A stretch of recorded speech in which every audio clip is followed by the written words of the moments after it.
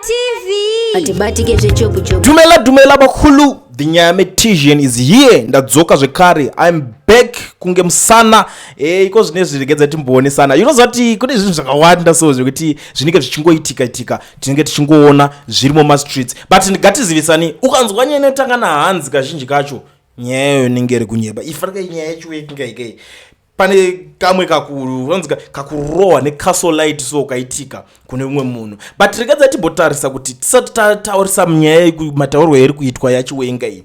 Vice President Kosatano Chiwenga has issued a sharp critique on newly wealthy Zimbabweans who are seemingly aligned to President Emmerson Mnangagwa, questioning their spending priorities and urging them to channel their resources towards productive investments that support national development. Some people wake up saying, I'm now rich, I now have money. He said, why don't they build factories for people to get employment from that money if it's excessive? Ndopapa ingonzi vakomana mirai zvamuri kuita izvozvo zvekuti munongobudikira makutaura kuti zvoni ndine mari kana yawandisa mari yacho ndine mari ndaita mari ndadidi manyai mumbovhura mafactory kuti vanhu vawane mabasa.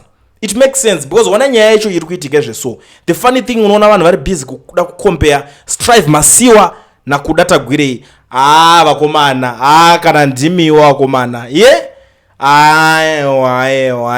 aiwa ndokukombea dhadha netoki kwacho ikoko kakomana kukombea brela neostrich those like zvinhu zvamuri kuita no mazimbabweans ngatimbomira kuita kakupengereka. But panapa on the issue ya general, it's something zviri kutaurwa ne a certain guy anonzi Killer Zivu. Ndiye ari kuti general Varova Pasi.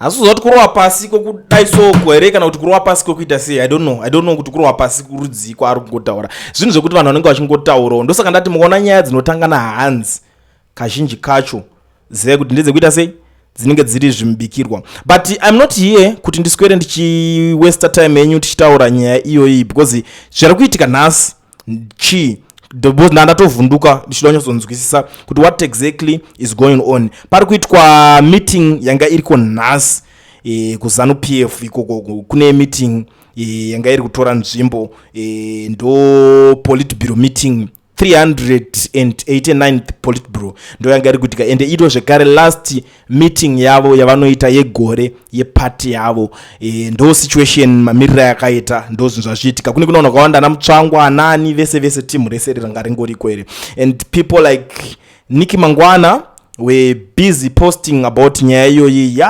zvazodai so nhasi saka vamunangagwa zvozodai vamunangagwa zvozodidi vamunangagwa zvozodai those bootlickers avanete kuswerera vachingoshanda munhu wani kungobiga munhu zvekungodaro. But there is this issue yatondinakidza panyaya iyo changoti ndingotaura kuti ko Niki Mangwana boy here ari kutotsurwa naadvocate Fadza Mahere. I think Mahere is doing a lot now in Zimbabwe for Zimbabweans honestly because ari kuti good day Niki Mangwana, you are a war government spokesperson. Why are you reducing yourself to a ZANU-PF official notice board in this way?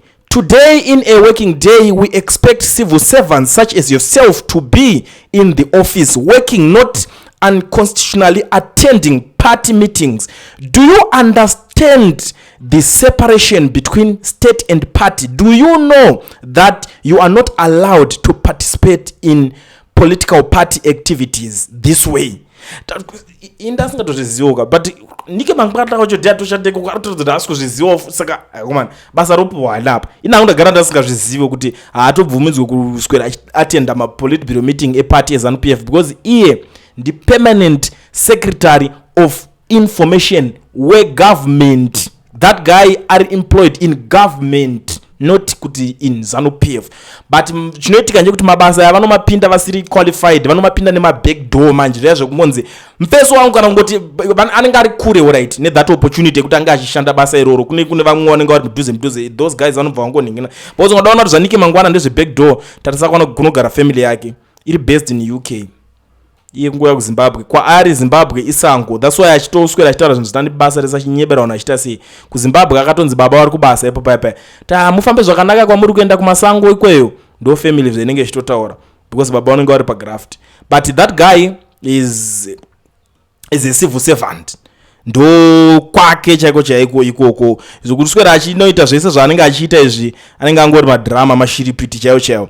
Right, ndichibva ipapo kune nyaya iri kutaurwa nemuchinda uya kana mamuziva Niki sorry ndatojaira Niki because Niki rakangoita nga punching bag ka unongo chingobomora chingodaro. There is this guy Sengezo Shabangu arikubuda arikusupporta zvinhu zve-2026 budget. Arikuti the opposition in parliament which I lead wishes to officially register its support for the recent announcement 2026 budget which reflects the growth trajectory of Zimbabwe's economy, as opposition will continue to support initiatives that contribute to Zimbabwe's economic growth. Ndo shoko rikubuda rikutaurwa na Sengezo Shabangu, but inini ngationesa nechokwadi zvese zvokuti economic growth anosikuramba inini. Budget yakadedzerwa naMthuli Ncube is 9.6 billion. Tikutaura mafacts panapa anditi. But let's go to South Africa tinotarisa shop inonzi Shoprite. Masales ayo, revenue yayo, revenue yakagenerata 12 billion US last year only. Nyika yese irikunzi irikuwa budget ye 9.6 billion. So are you guys telling me imimi ndima one opposition kuti saka totosekerera zvozvo zvichinzi saka nyika ya budget yayo nyika yakukundwa kuita rich ne a certain company inoita zvema tax shop, because it's a tag shop, right? To me it's more like a tax shop. Takuda kuzvitarisa, you see, compared nenyika tukukombera nenyika zvedu nemaresources esa nenyika tosekerera vanhu vakadaro monzi muri opposition papi. Andina hangu simba rekunyanya kutaura zvakawanda nemi Anani Grikini because munozoti pamwe ndinge ndakakurongerai. Right, there is this other guy Rutendo Matinyara is celebrating kuti nhasi tikufamba. I don't know why these guys vakutomaketa madhodha bin Zimbabwe is very funny to the extent yekuti munhu unosvika pakuti unozati so kana muchazoti apa tiri kubhaiza kana tiri kuba munhu unonga ungoita zvese. Why are you like these guys? Look at him and he's busy celebrating. Hey, today I'm doing the waste pickup with Geo Pomona in Glenview 3. Women in township were celebrating that Geo Pomona has been collecting refuse for this for the past months now, and so there is no rubbish pulling up in home. Anyway, as nabasa, these guys, I don't know kuti vanhu vakaita vanhu rudzi guys. Why are they like this now? Why? Majokes rudziwa kuti munotaura kuti kutota busy kuti muri kuita bootlicking yekuti yazona vanhu vazhinji vano bootlika munangagwa. They know kuti hapana chekucelebrate chacho. They know. Saka vanotanga kutera zvinhu zvisina nebasa rese zvekutaura kwamabhini izvozvo. Unomboziva kuti kuGeo Pomona West yacho pano imari iri kurohwa. Muda kuti zvitaure futi. Muda kuti mataure ma1000s ari kurohwa futi per day. Tidzokorodze titange kutaura futi nyaya idzodzo. Hatisi kuda kudaro. Temba Muliswawo and on the other side ari kutatsurana na advocate Fadzai Mahere zvekudaro unoziva zvekurevesa zviya zvekudaro. Right, arikuti that's a strong argument. It remains your right to seek accountability everywhere and anyway. That was never in dispute, having been an MP and resigning weekly point. If you are now essentially a content creator thriving on sensationalism, the ultimate goal so far is a wash of likes, reposts and plastic titles of Iron Lady from ghost accounts. The electorate has given you an opportunity to thrive on the highest national platform, directly interfacing with government officials who make decisions and impacting the nerve center of national discourse. Instead, you run away on a sentimental whim and just into a cesspool where the diaspora community at large, the confused and the brilliant all interface in outmitigated commotion. Guess what? Hoping to be heard by the very people and institutions which you lead a direct access to. Through parliament, you could seek the same accountability from people who were mandated to respond to you and yet direct access to information which the public required. Here, no one has an obligation to answer back, and most of the time, it's you and the echo chamber of your fans stroking your ego. Many legislators have made their mark in that institution with robust debate that informed and guided the passage of many laws, the likes of Sentiment Chiquinya, Williams Madzimure, Prince Sibanda, Job Scala, Joseph Chinotimba, Felix Mona, Priscilla Masia Arambwa, Jessima Jome, myself, to name a few. In early 2019, government removed most taxes on sanitary products, and this was a partly result of work in Parliament, where myself and the likes of Honorable Mashairabwi argued for such. Many parliamentarians have advocated, many issued with tangible results, because the system is designed to listen to legislators as representatives of the people.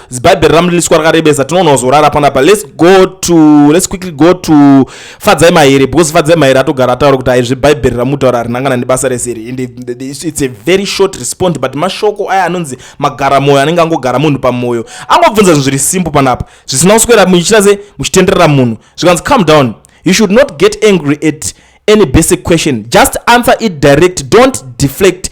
I repeat, when you went to pick up farm at the weekend, did you manage to discuss the plight and dilapidated state of deadly war and other such government primary schools that have resorted to the indignity of begging for basic needs? Kana kuti makangoenda kunobata tumbatatisi nekuita makuwa. I am not interested in the rest of mudadara wako. We need new leaders. Apedza zvake. Because pane zvimwe zvinhu zvokuti aiwa iwe ungori muparliament ndopo ungade uchitaura nevanhu uchita se. After achingopedza kudaro iye anga ari kuprick up farm. Achitorwa mapicture nana munangagwa wacho. Because zvinhu zvese zvokutaurwa kandi iye wakakwanisa here kunotaura kuti iwona kamukuru tine manyaya dzakadai so kana kuti ungobata mapotato anga akaita achingoningira ndo respond ari kupuwa. Aiwa dziri kutungana komana tikuona kuti mombe dzedanga reku next nedanga reku next zviri kutunga. Itemba Mlisconi is that guy wokuti anotozvita iye Mr Pull the trigger kuti vanenge vati kana vakauya vakatanga kutaura azvipere. But ameno, let's see kuti nyaya yacho inoperera kupi, tsvimbo chadondera kupi, do richizo donerawo kupi. Muri yeZimbabwe andisinonya kupedza nguva nchitaura zvinhu zvakawanda. Right, pane flyer manga muchiona iro vanhu vaya vanda kuadvertiserwa mabusiness avo.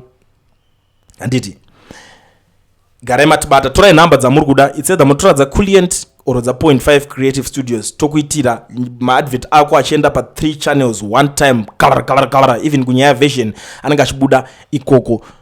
Unongobhadhara ka amount kadikidiki zvokuti unoita nezve atina basa nazvo, unongoya tongovheta chete kuti are you real, zvekungoti uri kuita business iroro here, because chatisingazoite kuzoti to advertise munhu asingaite zvinhu zvacho kana kuti munhu anenge achizovhara. But as long as uri kuita anything, just come nebusiness rako tokuadvertisera. Ndisati ndarowa pasi zvangu, rekedza ndibva ngoshandisa mukana uno kuna vanhu vakawanda vari kuregister mabusiness auta makampani, vamwe vari kunetsekana. Kana uchingori muSouth Africa udo register company yako bvovhurwa FNB business account usina work permit kana kuti stud permit, mazuva zviri easy nyore. Pane company inonzi Education Research inotungamirwa nana Mukoma Owen. Vabatei, contact them on the numbers that are showing on the screen. Ungotaura navo, and the advantage yekushanda navo ndeyekuti vanosave manje macost pakuti iweweka auchanide kutravela kuenda kwavari, vakutokuitira vari kwavari ikoko, iwe uri kwauri ukoko, zvinhu zvoita se zvotofamba. So contact him on the numbers, ndatokusiyira number.